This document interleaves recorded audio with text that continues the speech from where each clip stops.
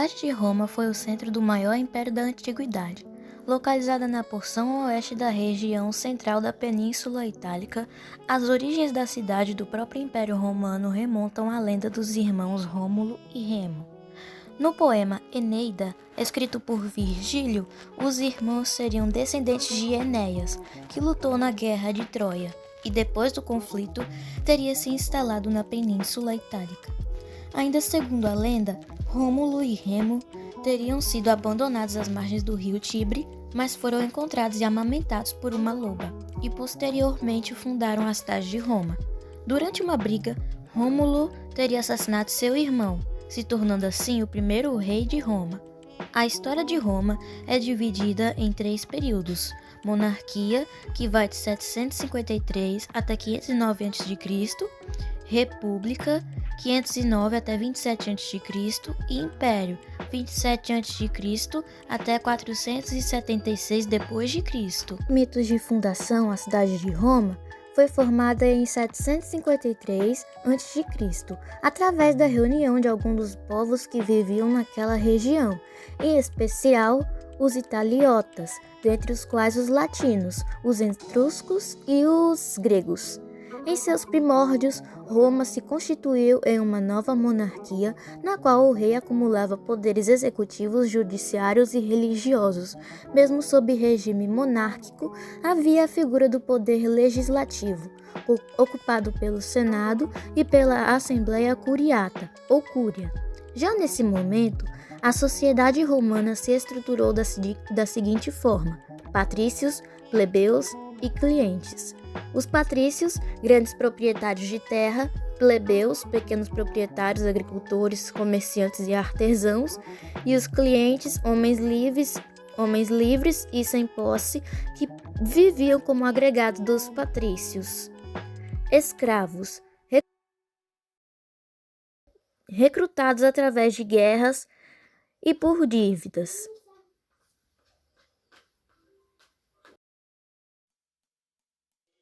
Os 7 reis governaram Roma durante a primeira fase de sua história. Destes, os 3 últimos possuíam origem étnicas. Em razão de conflitos internos, o Senado destituiu o último rei étnico,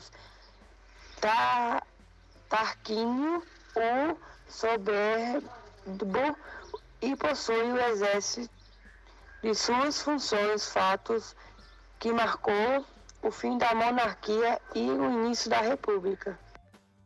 República, 509 a 27 a.C.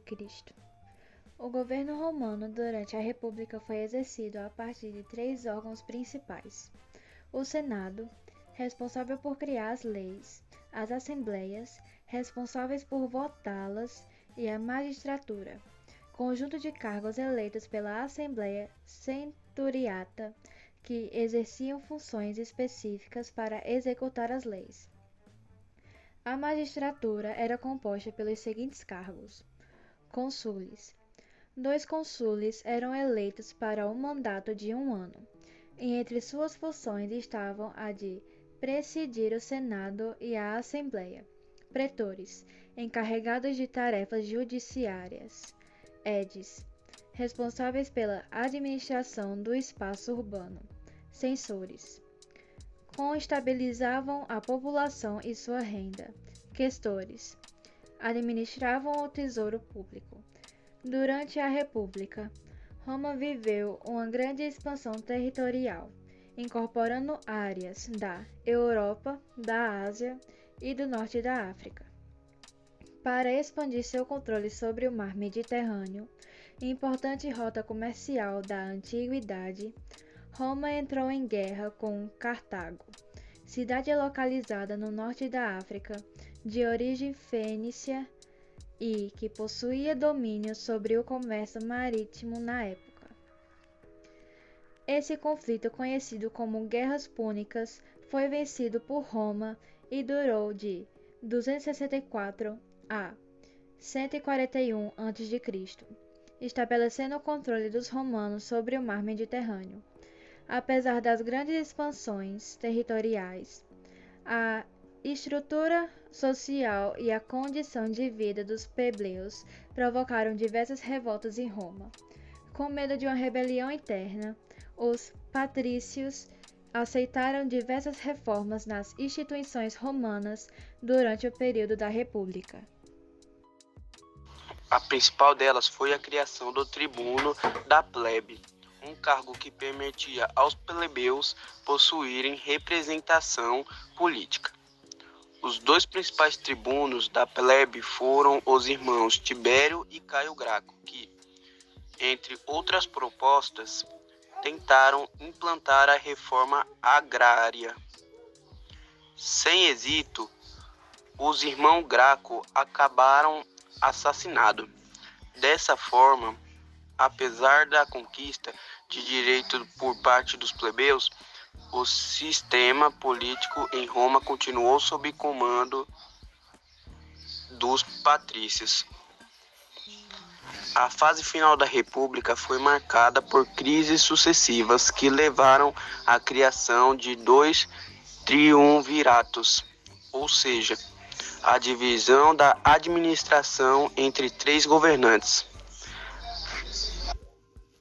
O primeiro triunvirato foi formado em 60 anos antes de Cristo e era composto por Júlio César, Pompeu e Crasso. Após a morte de Crasso, Júlio César derrotou Pompeu e foi declarado ditador vitalício da Roma. Contudo, após entrar em conflito com o senador Júlio César, também acaba assassinado. Em um segundo triunvirato é formado, desta vez por Márcio Antônio, Otávio e Lepédio. Novamente, os três governantes entram em conflito e Otávio sai vencedor.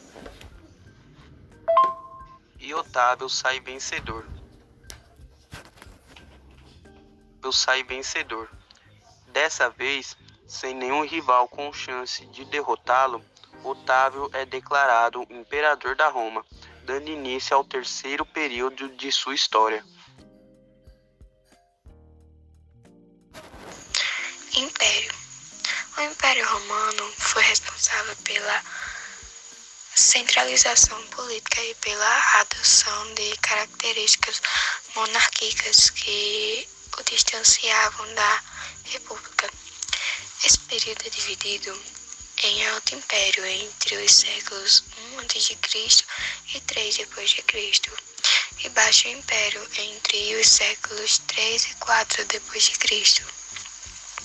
O Alto Império, iniciado com o governo de Otávio Augusto, título que significava divino, foi marcado pela estabilidade das conquistas territoriais e pela manutenção do escravismo. No âmbito interno, Otávio consagrou a política do pão e circo, que consistia em distribuir alimentos e promover grandes espetáculos como os combates entre gladiadores para entreter as massas e coibir revoltas. A relativa estabilidade conseguida num período sem grandes contratempos militares ficou conhecida como Pax Romana. Após a morte de Otávio, 14 séculos depois de Cristo, o trono romano foi ocupado por várias dinástias. E até o fim do Império, alguns governantes se destacaram. Nero, por exemplo, iniciou a perseguição aos cristãos por adorarem um único Deus, o que ia contra as práticas religiosas romanas. Seu governo também foi marcado por grandes instabilidades políticas. Diante da redução do sionismo romano, a economia romana, então dependente da mão de obra escrava, começou a apresentar sinais de declínio que influenciaram a estabilidade do império. Depois de longos anos de perseguições aos cristãos, o imperador Constantino, através do Edito de Milão, encerra oficialmente as perseguições. Constantinopla possuía uma economia não tão dependente do trabalho escravo e está menos vulnerável às invasões de povos bárbaros que começavam a ameaçar o império. Como última tentativa de salvar Roma, o imperador Teodósio transforma o cristianismo na religião oficial romana, através do Edito de Tessalônica em 391, e divide o império em dois, o do Ocidente com capital em Roma e o do Oriente, cuja capital era Constantinopla. Menos de 100 anos depois, o Império Romano do Ocidente não resiste às invasões bárbaras e cai em 476. O Império Romano do Oriente, por sua vez, sobreviveria ao longo da Idade Média e daria origem ao Império Bizântico.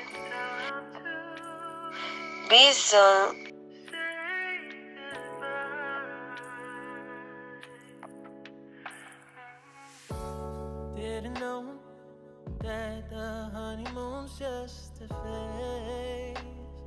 Now I understand, I learned it firsthand with you.